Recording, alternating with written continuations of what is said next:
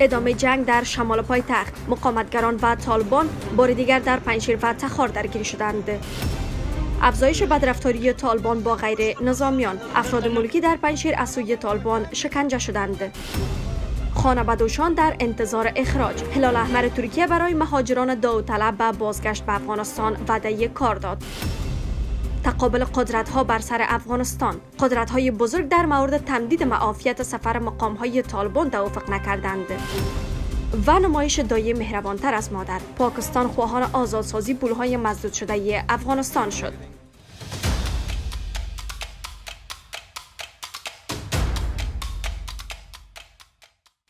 به نام خدا و شب شما بخیر. امروز شنبه 29 اسد سال 1391 خورشیدی است. منابع از ادامه درگیری ها میان طالبان و نیروهای جبهه مقاومت در پنجشیر و تخار خبر میدهند. به گفته منابع محلی، صبح امروز درگیری در خنج پنجشیر شدت گرفته و برای چندین ساعت ادامه داشته است و طالبان با استفاده از چرخبال ها و تقویت مواضعشان پرداخته اند. تا لحظه تهیه این گزارش از تلفات این درگیری اطلاعی در دست نیست. منابع می‌افزایند که این درگیری به دنبال اسیر گرفتن شماری از جنگجویان طالبان از سوی مقاومتگران در پنجشیر اتفاق افتاده است. در همین حال منابع محلی در ولایت تخار با موج نیوز میگویند که در پی کمین نیروهای جبهه مقاومت ملی در این ولایت 4 طالب کشته و 5 طالب دیگر زخمی شده اند. منابع امروز میگویند که این حمله شب گذشته در روستای سراسیاب ولسوالی رستاق ولایت تخار رخ داده است. منابع خاطر نشان کردند که در این رویداد 4 میرسلا طالبان نیز به دست نیروهای جبهه مقاومت ملی افتاده است.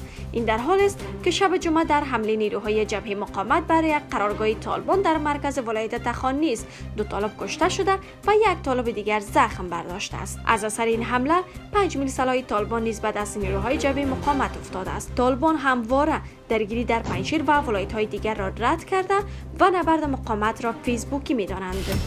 شکنجه و لطوکوب غیر نظامیان از سوی طالبان در کشور به ویژه در پنجشیر که همواره مورد انتقاد در داخل و بیرون از افغانستان بوده بار دیگر افزایش یافته است. نوار تصویری که در اختیار آموج نیوز قرار گرفته است نشان می‌دهد که شماری از جنگجویان طالبان در حال اعترافگیری اجباری از ملک‌های دستبسته روستاهای پنجشیر هستند. در این نوار تصویری طالبان 2 مرد را مورد بازپرس قرار داده و می‌پرسند که چرا و چگونه موضوع شکنجه کودکان را در این ولایت بازتاب دادند. روز پنجشنبه 27 اسد از شکنجه شدن 5 کودک توسط طالبان در ساحه عبدالله ولسوالی در این ولایت گزارش شده بود. به گفته مردم محل، این کودکان زمانی از سوی طالبان لطوکوب شدند که مواشیشان را به چراگاه برده بودند. مردم محل تصریح کردند که در پی شکنجه طالبان قبرغ یکی از این کودکان شکسته بود. روز گذشته نزدیکان سید وکیل باشنده ولایت پنجشیر با موج نیوز گفته بودند که او پس از شکنجه و لطوکوب شدید طالبان جان باخته است. به گفته آنان،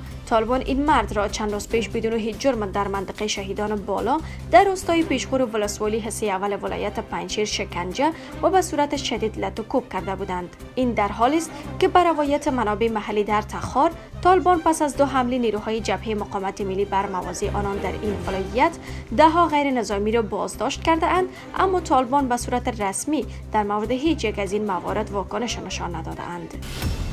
هلال احمر ترکیه به پناهجویان افغان مایل به بازگشت داوطلبانه کمک نقدی می‌کند. اداره هلال احمر ترکیه اعلام کرده که برنامه‌ای را برای حمایت از پناهجویان افغان در ترکیه در صورت تمایل به بازگشت داوطلبانه روی دست دارد.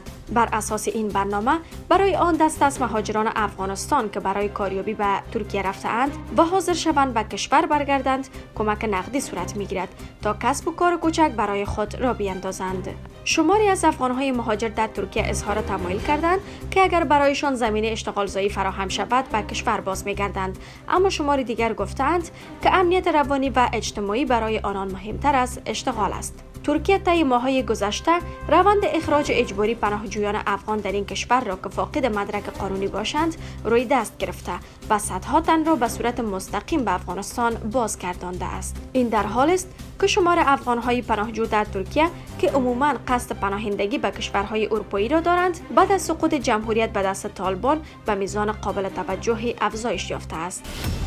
اعضای شورای امنیت سازمان ملل متحد در واپسی نشست این شورا روی تمدید معافیت سفر مقام‌های طالبان به توافق نرسیدند. شبکه خبری EBS روز شنبه 29 اسد در گزارش گفته است که اعضای شورای امنیت سازمان ملل در واپسی نشست این شورا نتوانستند روی تمدید معافیت سفر 13 مقام طالبان توافق کنند. این شبکه به نقل از دیپلماتان در شورای امنیت سازمان ملل که نخواستند نامشان فاش شود گفته است که روسیه و چین از اعضای این شورا برای رای دادن به معافیت یا عدم معافیت سفر مقام‌های طالبان مهلت خواستند. بر بنیاد این گزارش امریکا و کشورهای غربی مصمم هستند تا معافیت سفر 13 مقام طالبان را به دلیل بی‌توجهی این گروه به حقوق زنان و تشکیل دولت فراگیر لغو کنند. با این وجود EBS گزارش داده که قرار است روسیه و چین پیشنهاداتشان را در این زمینه تا عصر روز شنبه به شورای امنیت سازمان ملل بسپارند. ده‌ها تن از مقام‌های طالبان سال هاست که در فهرست تحریم‌های سازمان ملل متحد قرار دارند. با آغاز تلاش‌های صلح 15 مقام طالبان اجازه یافتند به خارج از افغانستان سفر کنند. از این میان معافیت سفر سرپرست وزارت تحصیلات عالی طالبان و یک معین وزارت معارف این گروه پایان یافته است.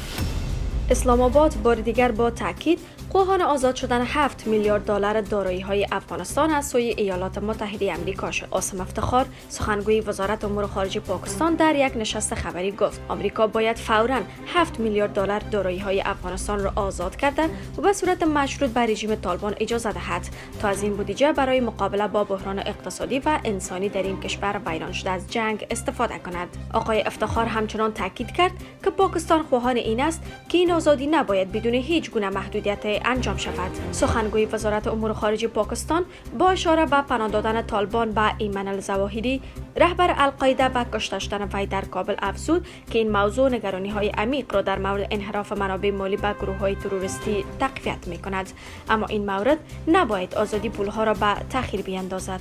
دولت امریکا سال گذشته پس از سقوط طالبان بر افغانستان 7 میلیارد دلار دارایی متعلق به افغانستان را در این کشور مسدود کرد.